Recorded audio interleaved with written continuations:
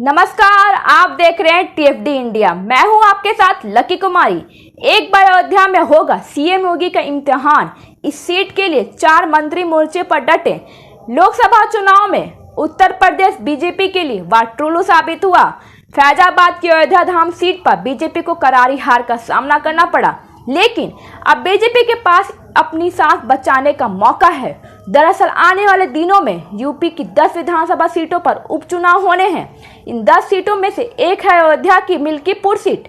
Milkipur seat से Samajwadi party के अवधेश प्रसाद विधायक थे, जो लोकसभा चुनाव लड़ रहे हैं और बीजेपी की लल्लू सिंह को हराकर सांसद पहुंचे। मिल्कीपुर विधानसभा उपचुनाव में सिर्फ एक चुनाव नहीं है, बल्कि यह सीएम योगी और बीजेपी का प्रतिष्ठा बचाने की लड़ाई है।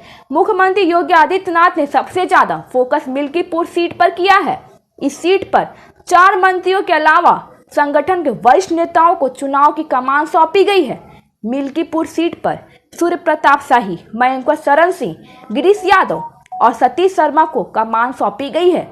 सीएम योगी ने प्रभारियों को दिए गए टास्क। मुख्यमंत्री योगी आदित्यनाथ ने प्रभारी मंत्रियों को हर सप्ताह 2 बार विधानसभा क्षेत्र में रात्रि विश्राम का टास्क दिया है।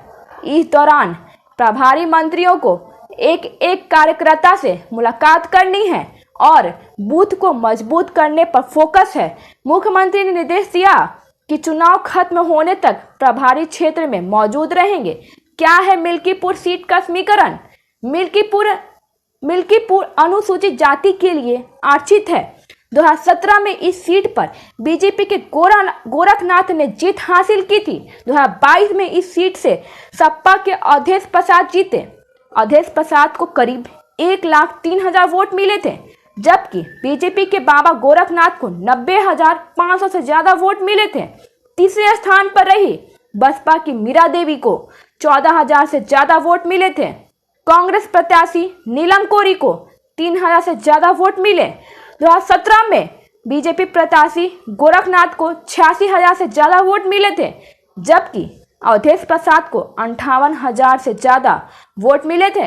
बसपा के रामगोपाल 86,000 वोट के साथ तीसरे स्थान पर रहे हैं। जाहिर है कि बसपा की कड़ी टक्कर का असर सपा के वोट शेयर पर पड़ा, लेकिन 2022 में हालात बदल गए और अवधेश प्रसाद की जीत हुई। अगर सपा और बीजेपी के वोट शेयर पर नजर डालें तो 2022 में जीत का अंतर करीब 6% है। इस सीट पर बीजेपी मजबूत स्थिति में है। उसके लिए इस अंतर को पाटना मुश्किल नहीं है, लेकिन इस सीट से अवधेश प्रसाद 8 बार विधायक रह चुके हैं। इस सीट से लगातार अवधेश प्रसाद जीतते आ रहे हैं। 2017 में ही बीजेपी ने उन्हें हरा दिया था। देखना होगा कि क्या बीजेपी यह सीट अवधेश प्रसाद से छीन पाती है या नहीं। 10 सीटों पर क्यों हो रहे हैं उपचुनाव? यूपी में 10 सीटों पर उपचुनाव होने हैं। इनमें अलीगढ़ की खैर सीट, अयोध्या की मिल्कीपुर, अंबेडकर नगर की कटहेरी, मुजफ्फरपुर की मीरापुर, कानपुर की सीसामऊ, प्रयागराज की फूलपुर, गाजियाबाद की गाजियाबाद सदर सीट, मिर्जापुर की मजवा, मुरादाबाद की कुंदरकी और मैनपुरी की कराहल सीट शामिल है। जिन सीटों पर उपचुनाव होने हैं, इनमें से 5 सीटें समाजवादी पार्टी की है। 2022 के चुनाव में बीजेपी इनमें से 3 सीटें जीती है। आरएलडी और निषाद पार्टी के पास एक सीट थी। धन्यवाद। आगे की जानकारी के लिए देखते रहिए टीएफडी इंडिया।